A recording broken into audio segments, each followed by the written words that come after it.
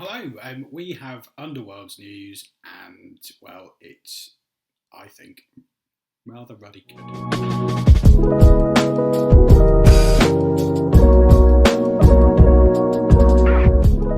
So, I was in the middle of putting together a little opinion piece on the new Warbands and when we thought we might get to see them, and lo and behold,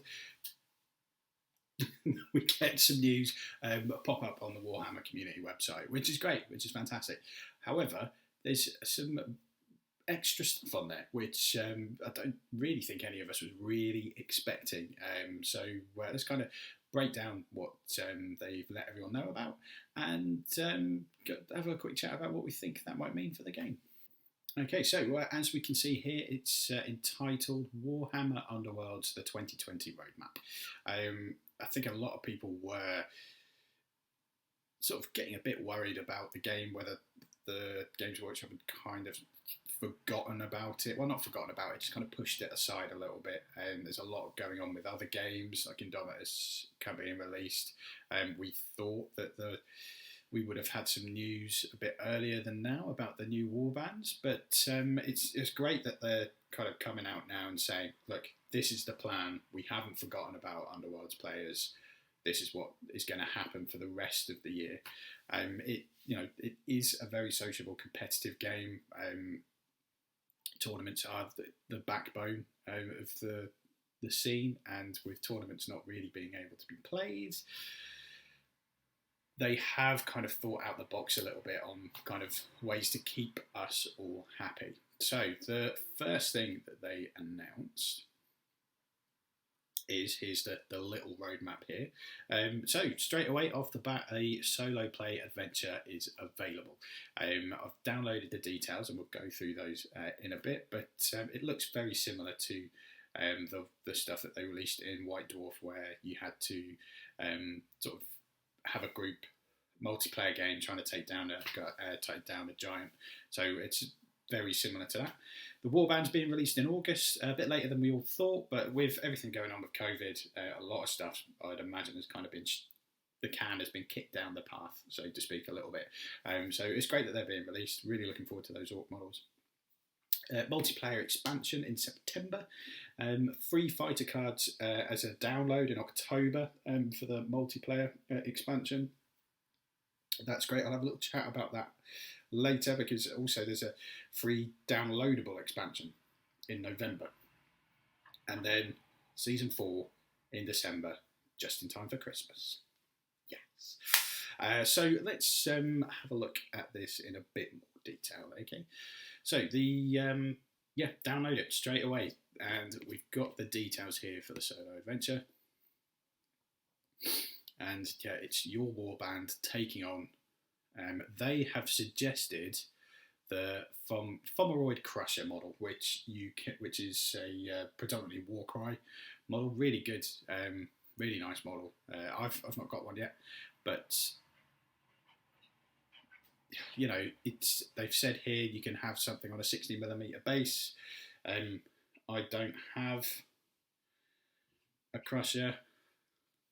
Got one of these though. So my orcs will be trying to take down a Demon Prince. I'd imagine there's a lot of people out there that have something from Age of Sigmar on a 60mm base. So, okay, it's a Crusher for this, but you're playing at home on your Todd. Who cares? You can be anything you bloody want. Okay, so so you pick your warband. Same deck building. You choose a battle plan. So there are 3 battle plans, which all have their own kind of different rules. The Beastie itself has different activations. So Berserk, the action cannot be made if this fighter is adjacent to an enemy fighter. This fighter makes a charge action. The move action, this super action, must end with the fighter adjacent to the closest enemy. Advance, make a move action that must end with the closest enemy. Destroyer, this action cannot be made if this fighter is adjacent to an enemy fighter. This fighter makes a charge action. The move action, the super action must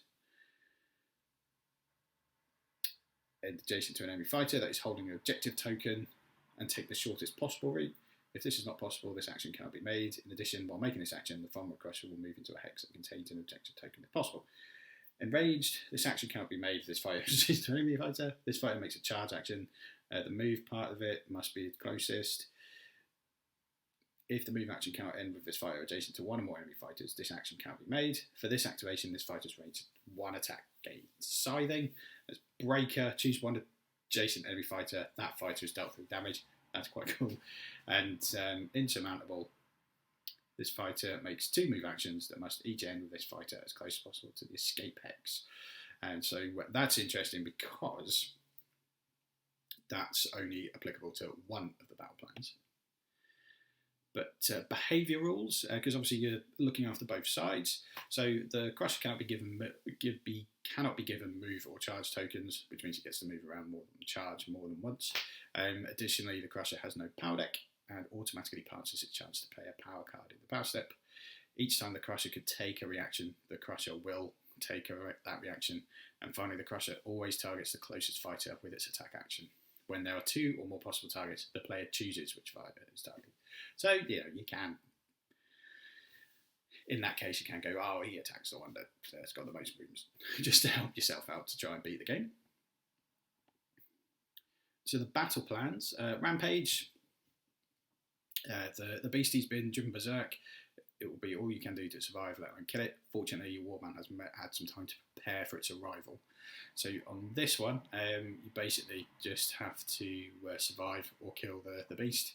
And the kind of rules for your Warband, after a friendly fighter is taken out of action, choose one friendly fighter, inspire that friendly fighter. So it's just like an extra inspire mechanic. Keyword priorities, Destroyer, Enraged, Breaker, Advance. So can they do the Destroyer one? No. Can they do Enraged? No. Can they do Breaker? No. Can they do Advance? So that's how you control the beast, which is quite a good mechanic. And then there's Prepared. Before the game begins, remove all upgrade cards from your power deck, give each fighter in your Warband one of those upgrades, put the remaining upgrade cards to one side. So that's interesting. I mean,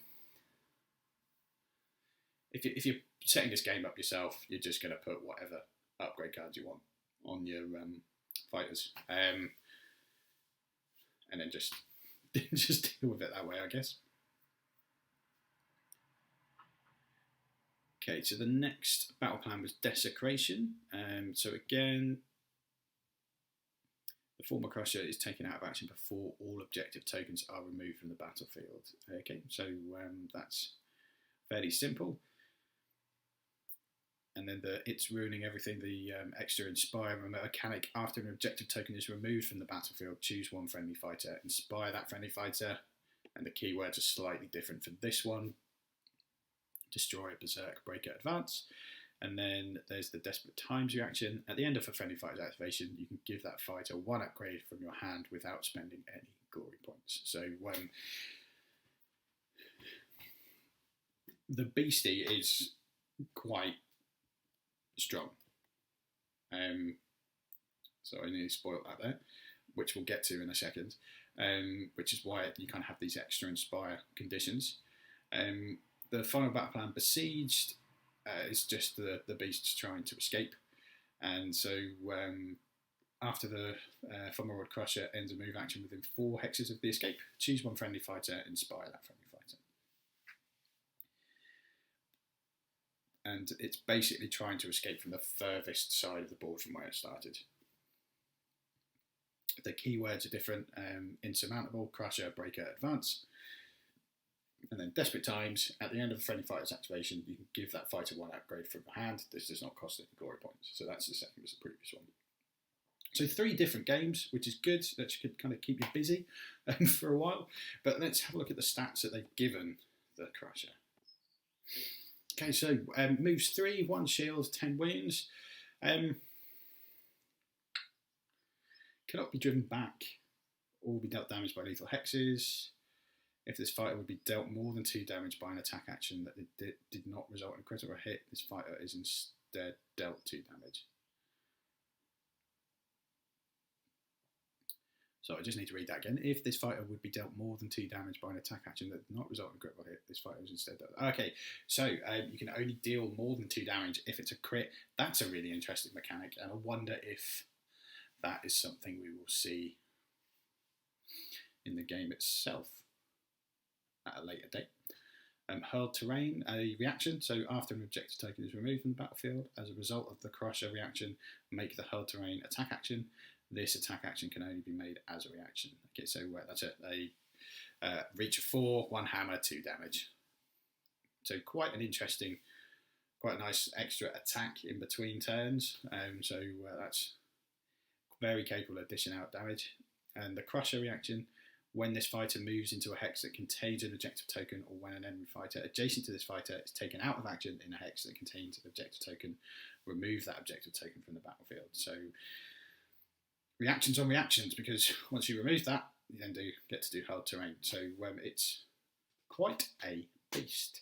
And when it inspires, it has an innate hammer. So you are always, when you're hurling terrain, you're at least hitting as you're adding that result. That's interesting.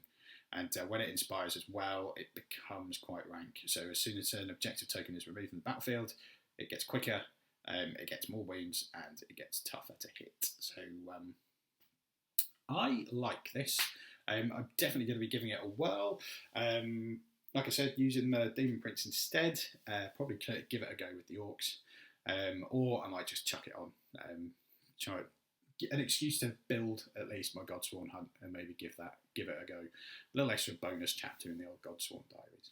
And then next up, they do finally tell us when the next batch of Warbands is coming, and they do look really good. I really definitely 100% going to be using those Orcs for Warcry, as well as I've got some where are they? I've got some Orcs for Warcry painted up in my red War paint scheme. There we go, red and black. So we're probably going to do the same with those. But yeah, they look really good. Look really cool. I can imagine they're just very aggro-y. And then we've got the Daughters of Cain. Again, they look good. They look like good models. Both of those have quite a militant fan base as well. So I think you're going to get a lot of people kind of going all in with those warbands. I'm going to talk about those warbands sort of a bit more depth in a later video. So do keep an eye out for that. But yeah, it's great that we finally know that it's on their way. And at the end of this sentence, they just chuck in and followed by a multiplayer expansion in September, which they don't really give us much to go on apart from this picture. There was a chap who leaked a potential name for this. It looks like it's just going to be the rule set that they released in White Dwarf, maybe tweaked a little bit, Arena Mortis. I mean, they've got... Is it the leaders for all of these? That's not the leader. So they've got one of each warband, and it's basically like a battle royale type thing. What's going to be in here?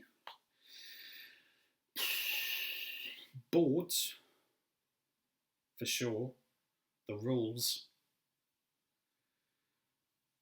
Maybe some cards. Just cards that you can just use in that game. Possibly. But then, why would they be doing this next bit? So in October, they're going to be bringing 3 digital fighter cards for the multiplayer expansion. Which, why aren't they just putting them in the box set? So that might strike to me that possibly they've just not got the time to catch up on all the stuff that's kind of been backlogged because of COVID, and this stuff that's planned, while it's exciting and good, maybe they can release the expansion a little bit cheaper and just kind of have boards, maybe some tokens, the rule set, just kind of have it a little bit cheaper, and then release the cards as a little kind of thank you for kind of please bear with us We know we've kind of left you guys a little bit behind.